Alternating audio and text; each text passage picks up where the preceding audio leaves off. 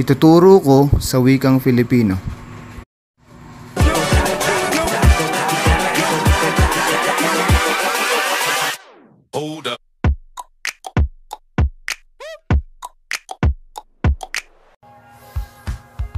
So, bago natin i-discuss kung paano mag-solve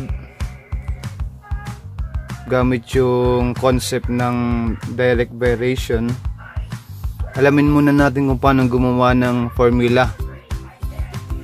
Yung sentence, ita-translate natin sa equation, mathematical equation. So, halimbawa natin, P varies directly as Q.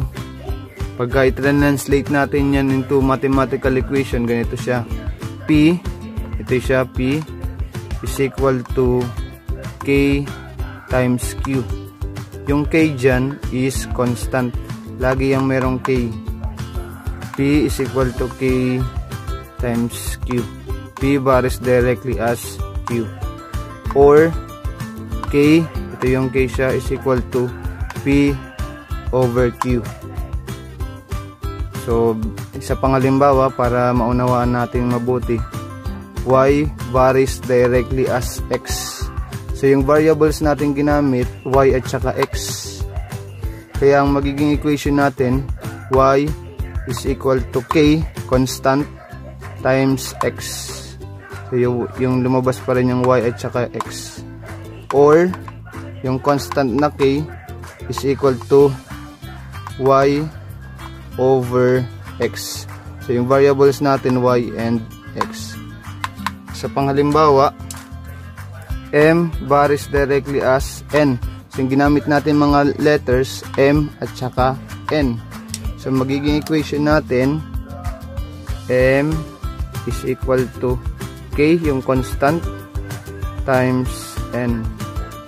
Or, K is equal to M over N. Ganun lang siya kadali. So, ito naman yung dalawa nating halimbawa ng situational.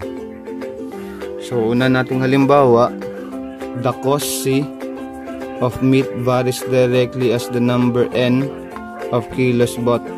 So, yung ginamit na mga letters dito ay yung cost na C at saka yung number of kilos bought na N. C at saka N ang ginamit na mga letters. So, yung magiging mathematical equation natin dyan, gamit yung dalawang letter na C at saka N. So, magiging C is equal to K times N. C at saka yung N. Or, K is equal to C over N. Para naman sa pangalawang halimbawa, the weight W.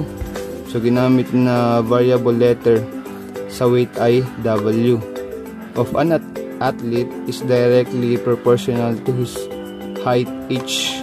So, yung ginamit ng mga letters dito ay W at saka H. So, yung magiging formula natin, ang mathematical equation ay W is equal to K times H. So, W and H, yung K, lagi yan, constant yan.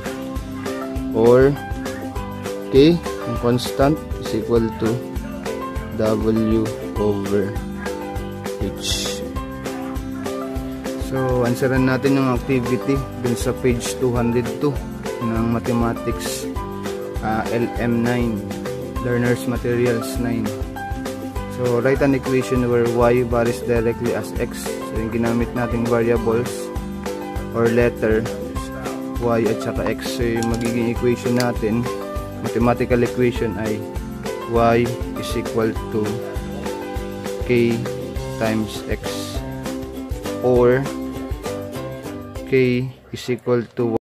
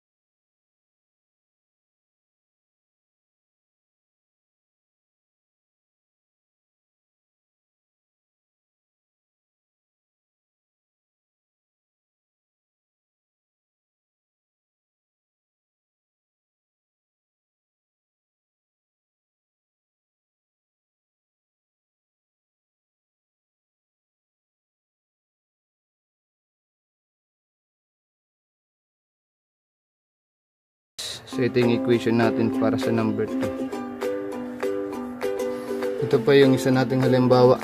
Doon pa rin sa page 202. Doon naman sa activity letter D. So yung number 1, ito yung direction in each of the following. Y varies directly as x. Find the values as indicated. So ginamit pa rin na variables y at saka x.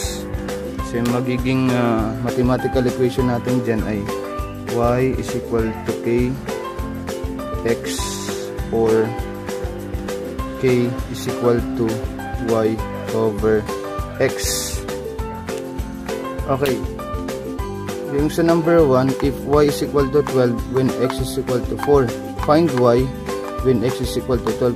So ito munang kukunin natin na given para kunin muna natin yung value ng k.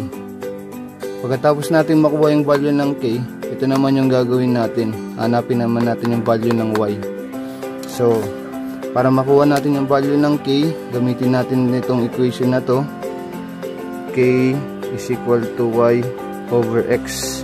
Substitute natin yung value dito sa unang given. Gagamitin natin y is equal to 12 over x is 4. So 12 divided by 4 ay 3.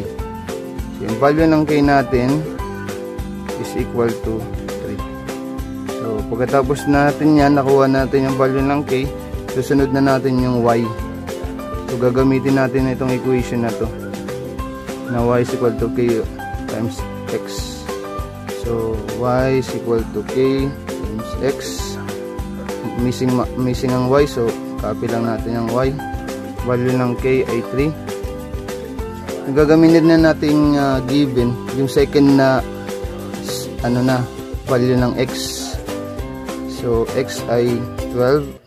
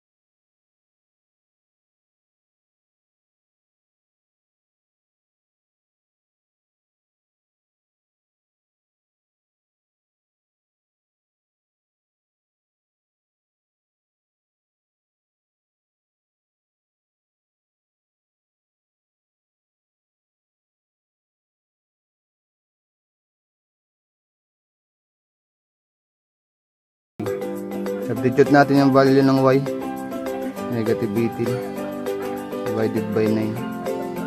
So hindi parehas yung sign, dinivide natin, negative yung quotient nya, negative 2. So yung value ng k ay negative 2.